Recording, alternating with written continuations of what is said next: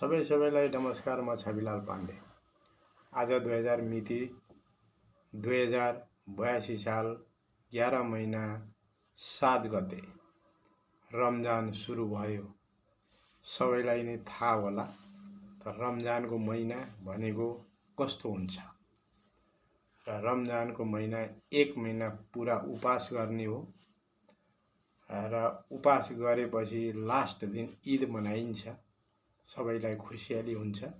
सालमा एक फेर आउने एउटा यो त्योहार हो र जति पनि हाम्रा नेपालमा, इन्डियामा, पाकिस्तान, बङ्गलादेशमा मोहम्मडमहरू हुनुहुन्छ उहाँहरूलाई ईदको चाहिँ नि नमस्कार सम्पूर्णलाई र देश विदेशमा रहने हाम्रो मोहम्मडम भाइहरूलाई पनि नमस्कार छ ईदको।